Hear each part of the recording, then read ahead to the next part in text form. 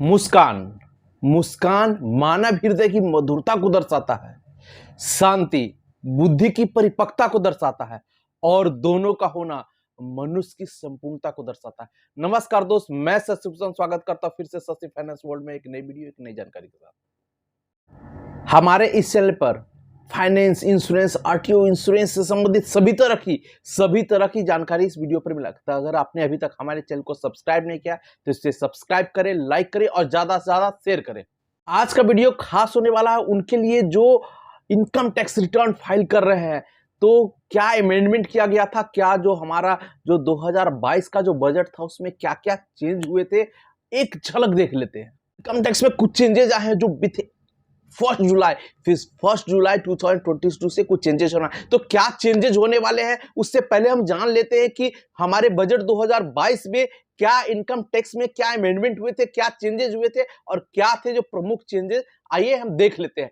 तो सबसे पहला जो चेंजेस था लॉस रिटर्न आपका मतलब आपने अगर इनकम टैक्स डिक्लेरेशन में कोई चीज आपने अपडेट करना छूट गया है, आप भूल गए हैं या गलती हो गई, तो आप उसको सुधार सकते हैं 2 साल के अंत तक में। फाइनेंशियल अगर आप मान लीजिए कि 21 और 22 का में कुछ क्लेम कर रहे थे और वो छूट गए, तो 21-22 के जगह आप 22-23, 24-25, आप 25 फाइनेंशियल क्लोजिंग तक में आप उसको डिक्लेरेशन रिटर्न फाइल कर सकते हैं।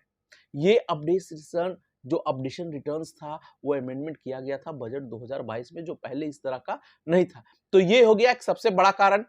अब दूसरा चीज क्या था? क्रिप्टो करेंसी को लेकर के काफी ज्यादा चेंजेस किए गए थे। तो क्या था क्रिप्टो करेंसी में, क्या चेंजेस किए गए थे? वो डिजिटलाइजेशन को लेकर के। एक एग्जांपल से समझते हैं। मान लीजिए कि आप क्रिप्टो करेंसी, मान लीजिए कि बिटकॉइन में आपने 100 रुपया इन्वेस्ट किया, आपको उस इन्वेस्टमेंट में 70 रुपए का मुनाफा होता है और किसी दूसरे यूथेरियम या कोई भी अन्य क्रिप्टो करेंसी में आपको 30 रुपए का नुकसान हो जाता है। तो आप ऐसा नहीं कि 100 रुपए का आप इन्वेस्ट किए तो 70 रुपए का मुनाफा हुआ, 30 रुपए का घाटा हुआ तो आप 40 रुपया नहीं, आपको 70 रुपया जो मुनाफा हुआ उस पर 30% आप स्लैब में आते हैं और आपको 30% का इनकम टैक्स देना पड़ेगा। जो लॉसेस हुआ वो आपका अलग, वो नहीं कि आपको नेट इफेक्ट पड़ने के, हाँ आप 70 रुपये उधर गेन किए, 30 रुपये इधर घटा हो गया, मिलाकर के 40 रुपये आपको फायदा हुआ। नहीं, आपको इंडिविजुअल गेन पर,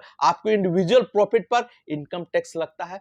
लॉस का कोई मतलब नहीं, लॉस है अलग हो गया आपका। तो आपको मान लीजिए कि आप 1 लाख रुपया इन्वेस्ट कर रहे हैं, उसमें से आपका 30,000 रुपया आपको इनकम हो रही है, तो 30,000 रुपया प्रॉफिट में से आपका 30% इंटरेस्ट में 9,000 रुपया आपको इनकम टैक्स देना पड़ेगा।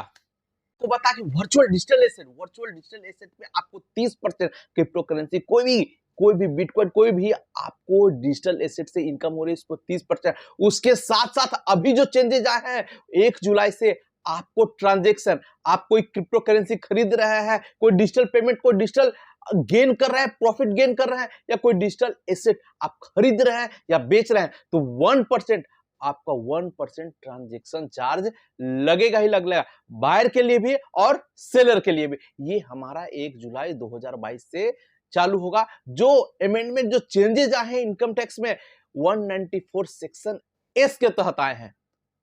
अब हम सब देखते हैं कि 1 जुलाई से और क्या चेंजेस होने वाले हैं। तो 1 जुलाई से और जो चेंजेस होने वाले हैं सेक्शन 194 आर के अंतर्गत। तो इसमें क्या है भाई? तो इसमें आपको अगर कोई कंपनी जो कैसे गिफ्ट दे रही है, आपको कोई इंसेंटिव मिल रहा है, या आपको कोई अलग से गिफ्ट किसी भी तरह से, ट्रेवल कार्ड मिल रहा है, गिफ्ट वाउचर मिल रहा है, आपको टूर पैकेज मिल रहा है, आपको उस पर टीडीएस देना पड़ेगा।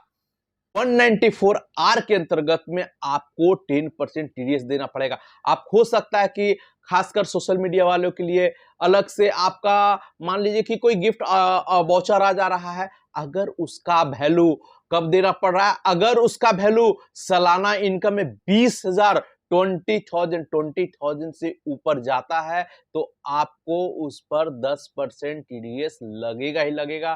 कंपनी में आप काम कर रहे हैं, कुछ इंसेंटिव्स है, कुछ आ रहे हैं, तो उस पर भी टीडीएस आपका लगेगा ही लगेगा। कुछ गिफ्ट चाहे आप एक घूमने का, खाने का, पीने का, कोई भी चीज, आप ट्रेवल के लिए ही मिल गया, आपको कूपन ही मिला जा रहा है, आपको घूमने के लिए भी इंटरनेशनल टूर पैकेज मिल गया, तो जो उसका प्राइस मनी रहेगा, जो वर्थ होगा, जो आपको वैल्यू ऑफ मनी में आएगा, जो उसके अनुसार से आपका उस पर 10% लगेगा।